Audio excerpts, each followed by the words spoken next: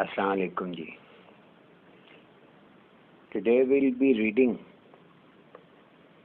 Pen and Scriptrum, the translation of Hazrat Qalam by Qalandar Baba Auliya.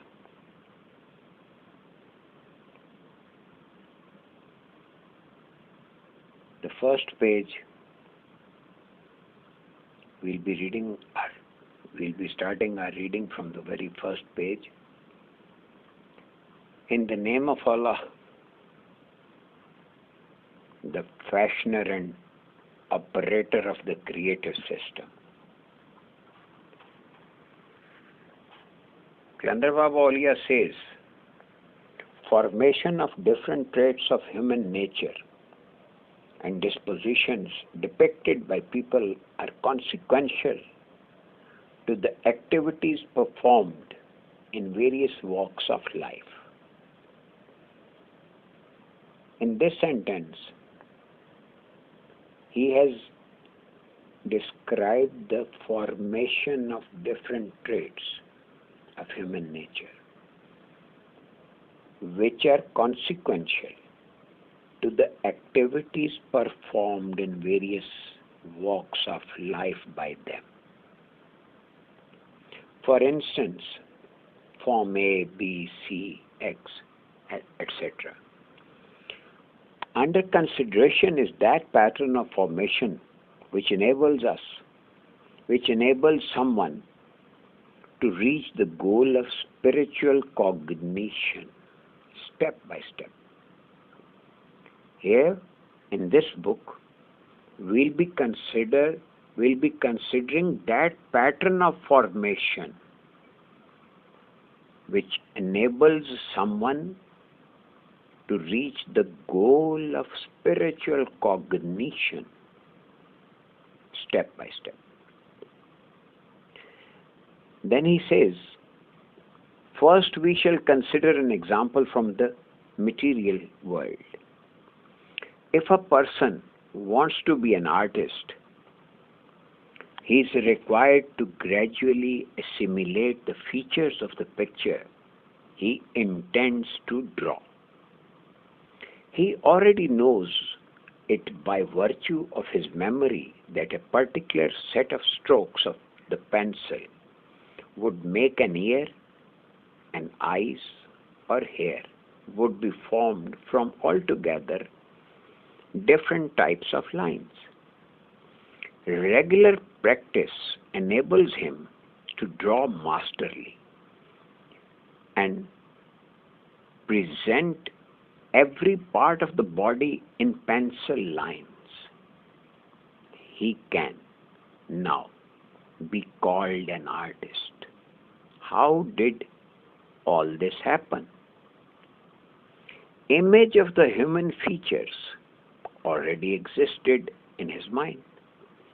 To copy that image when he used the pencil, the image present in his mind kept on guiding him on every step. The teacher who taught him the art of drawing kept on instructing him in use of pencil for drawing the picture of an organ.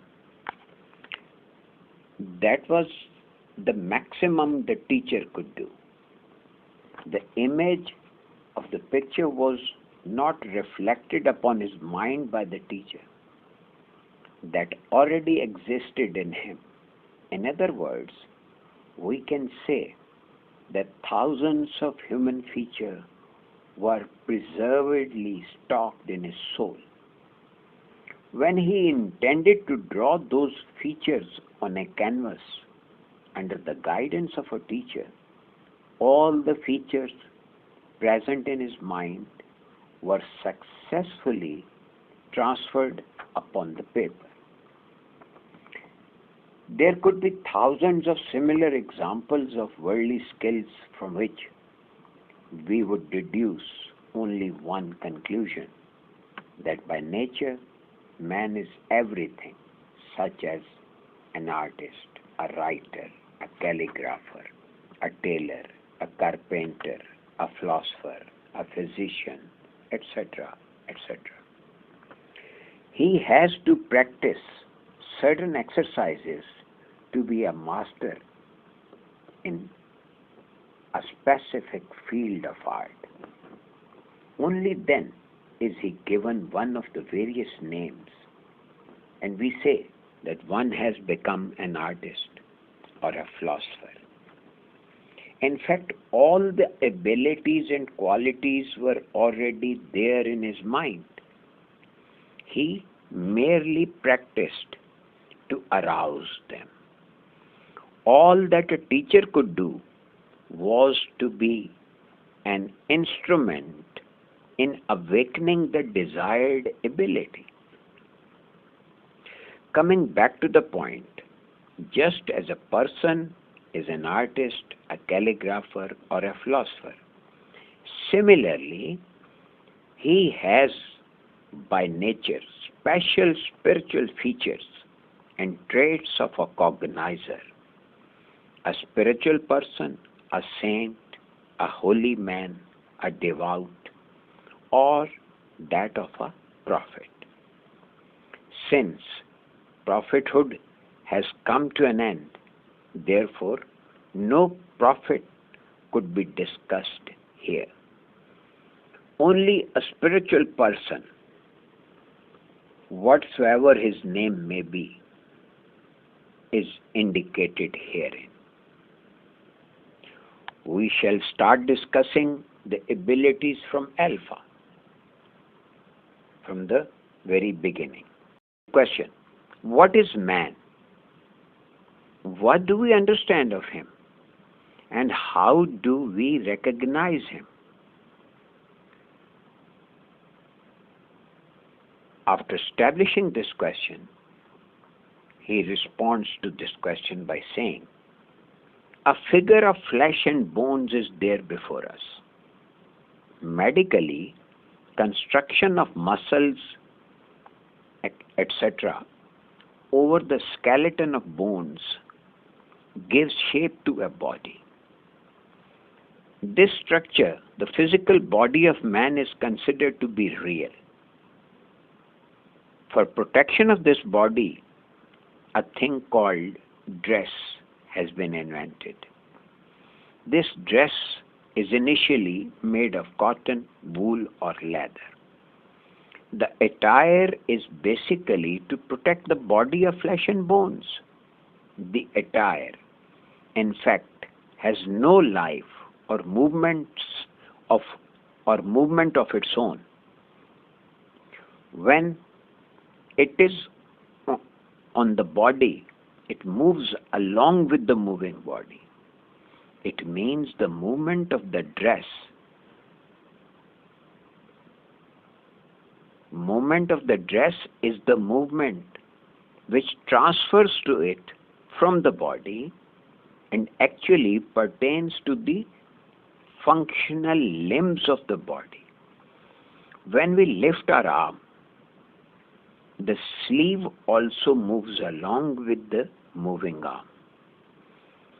This sleeve is the arm of the dress that has been taken on for the protection of the body.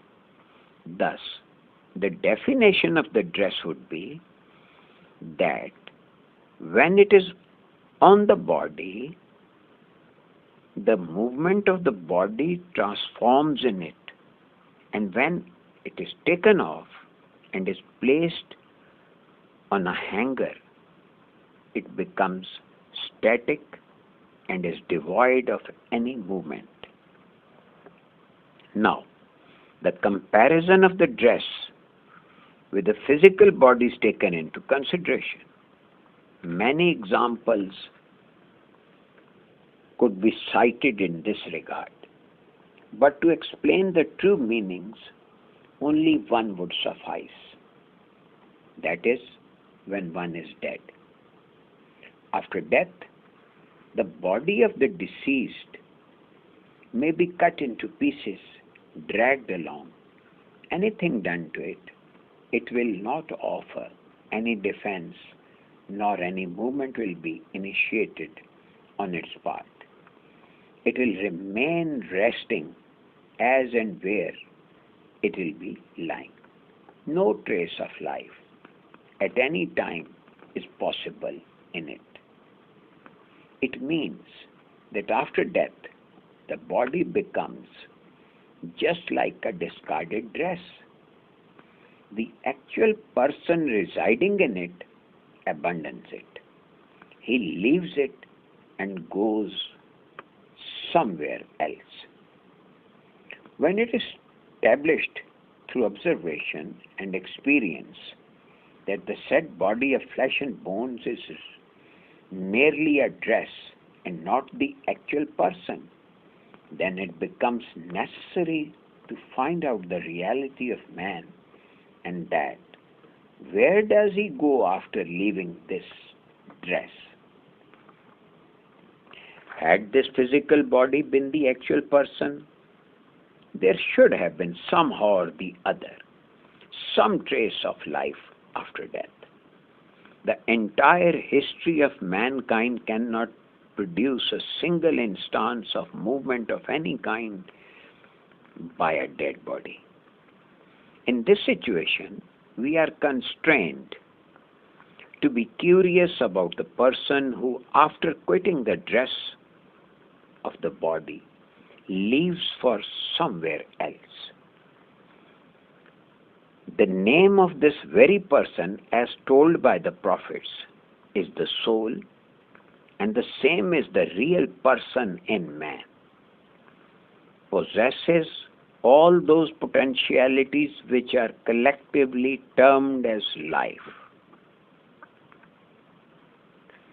It means the actual person resides in this physical body and possesses all the abilities and potentialities to perform his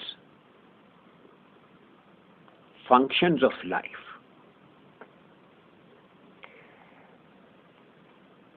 Then Qalandar Baba Auliya says, let's look up the various angles and phases of life if we could find a state similar to that which is denominated as death, or in which one becomes defunct or like deceased. If a state exactly like this is not found prevailing over man at any stage of his life, then we are required to search whether there exists any state identical to this one, prevalent for any measure of time or not. Answer to this is quite simple and easy. Man yields to sleep daily, and during sleep, for a particular period of time, his body adopts the form of a taken-off dress. This could be thus explained that when a person is fast asleep, a sleep in which he is only breathing and no other sign of life is perceivable, barring that condition, no other organ is moving, nor is his mind conscious of anything. This state may last only for 2 minutes, 10 minutes, or for an hour, but it is bound to occur all the same. The only difference is that of the breathing of the body of the person. That is, all the symptoms and signs of life except this specific one cease to exist. This condition could be called a state somewhat identical to death. The thing called dream leads us to the soul and hitherto unexplored dimensions of the spiritual capabilities. That is, during sleep, all the apparent movements of the limbs except breathing are suspended, but in that state of dreaming, we are ambivalent, articulating, contemplating, feeling sad or happy. In short, the sum total activities that we pursue during wakefulness are also performed or conducted in the state of dreaming.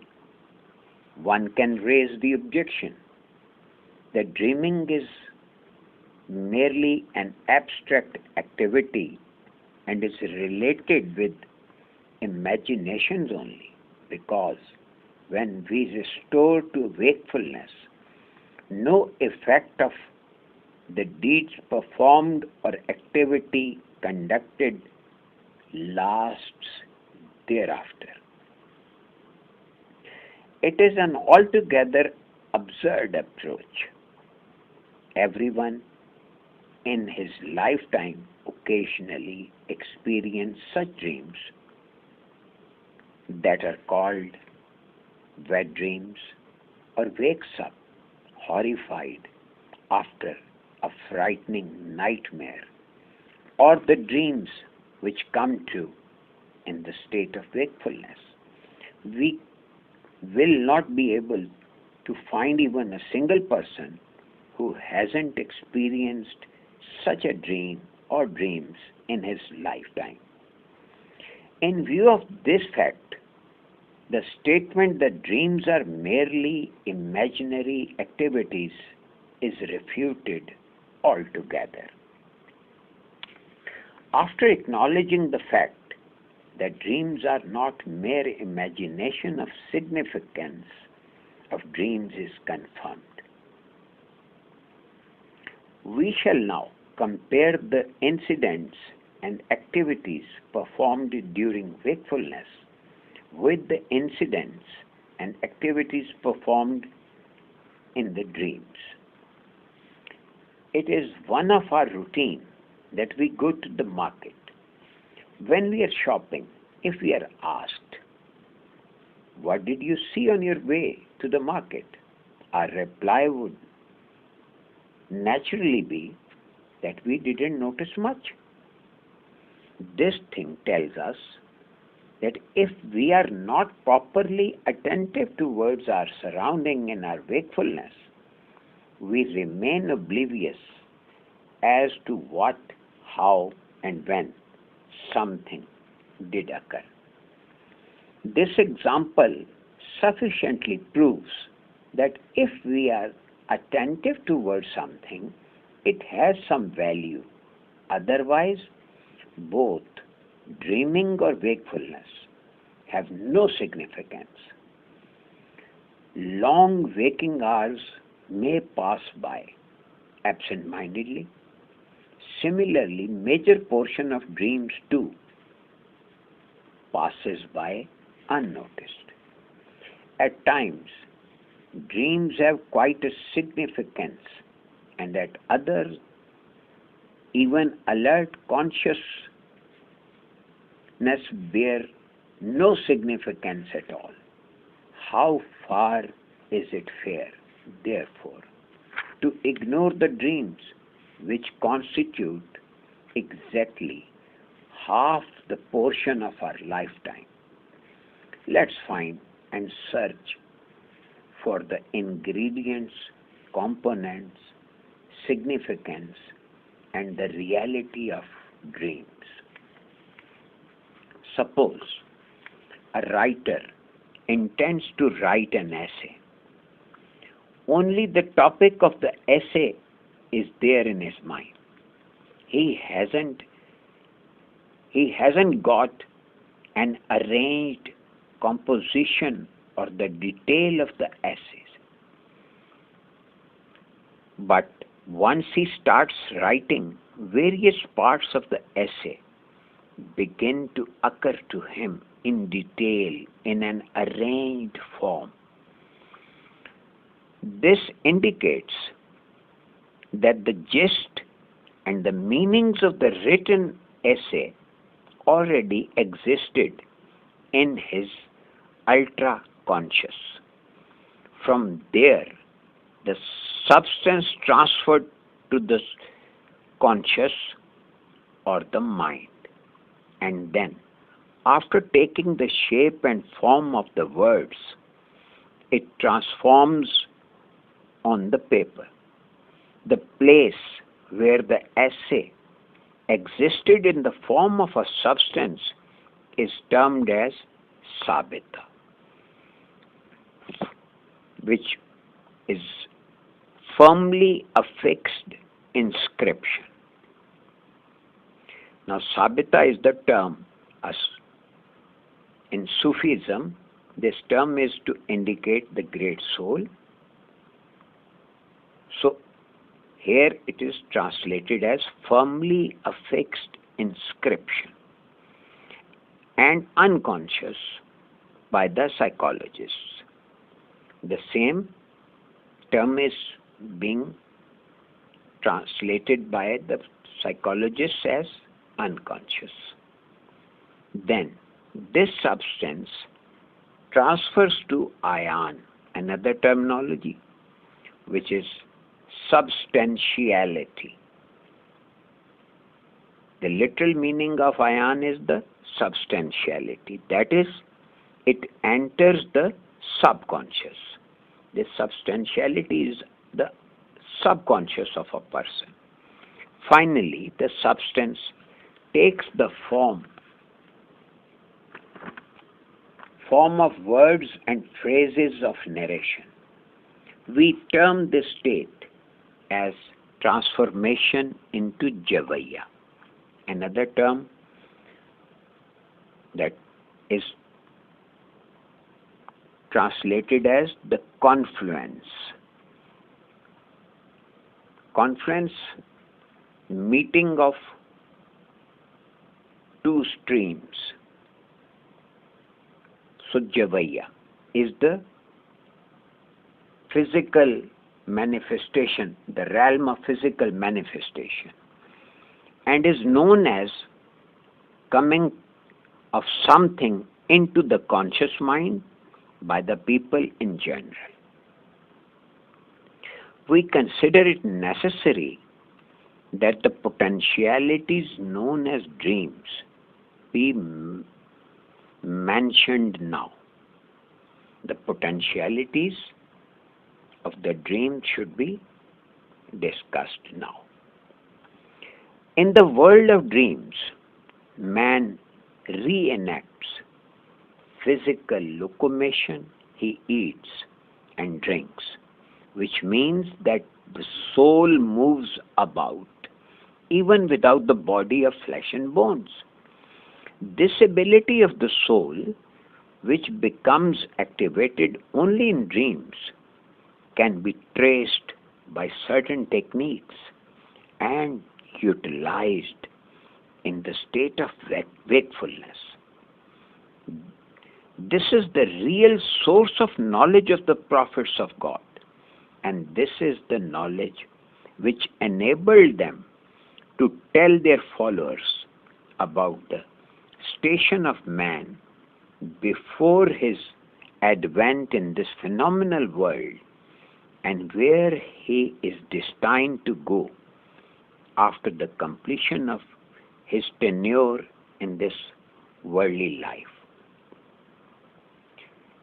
It means Qalandar Baba Auliya is telling us that in order to know the potentialities of the soul, we have to acquaint ourselves with the ability to know the working of dreams and to learn to control them. Next topic is man's relation with the oniric realm. Oniric, the dream realm. He says, man in his mind enjoys familiarity with everything worthy of its existence in the universe. That which is termed memory by us is designed to remember everything seen or heard. This is the role of our memory. It registers everything that we see or we hear. We have an inborn quest to know about things to which we are oblivious otherwise. This is another quality. Man is blessed with the curiosity, the quest to know. This curiosity, if analyzed, reveals various potentials of the soul. This curiosity is the actual faculty which enables us to recognize and be familiar with every particle of the universe. Now you can imagine the role of curiosity. It is how much essential it is to exercise, to know about ourselves, to know about our surroundings and about the cosmos. Potential of this power, the curiosity is so great that when it is put to use, it enables us to have the knowledge of all the existence of the universe that ever existed, are existing presently, or will ever exist in future. Curiosity acts as a propellant to know. Curiosity by itself is the name of such an activity that compasses the entire universe. Allah's attribute of encompassing everything is mentioned in these Quranic words. Verily, Allah encompasseth all the things in universe.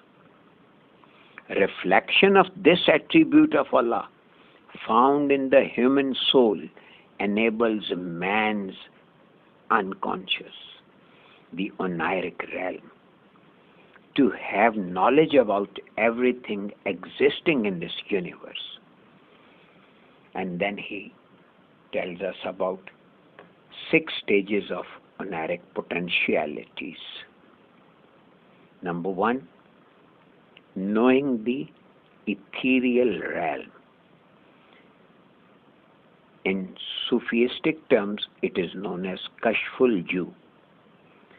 Second is knowing the adjacent regions. That is known as Kashful Lahka. Third is the knowing the area of somnolence and super. Kashful Manam. Knowing the angels. Kashful Malakut. Knowing the angelic realm or the angels. Fifth one is knowing the entirety or collectina.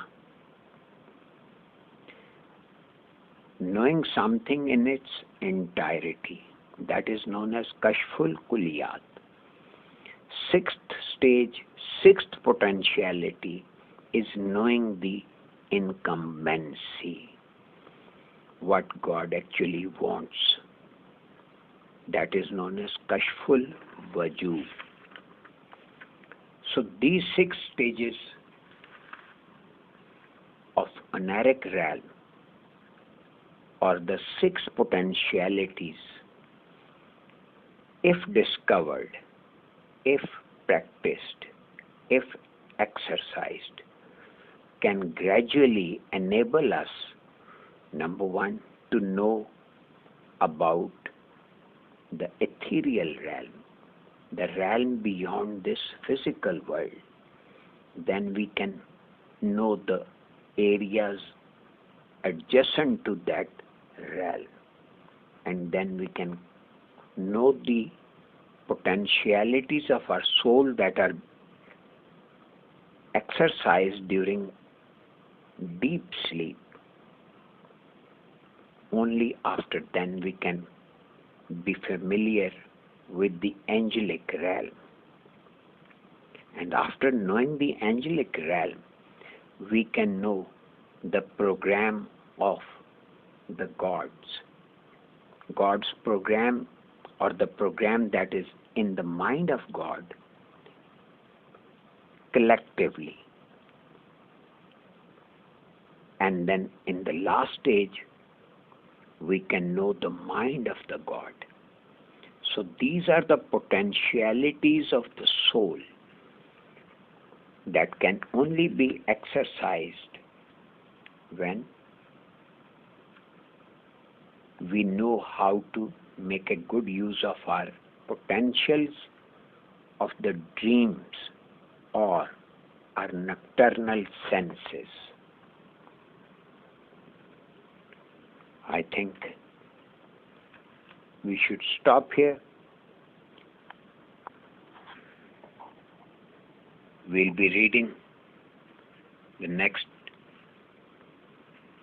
chapter in our next session. Stay blessed. Allah Hafiz.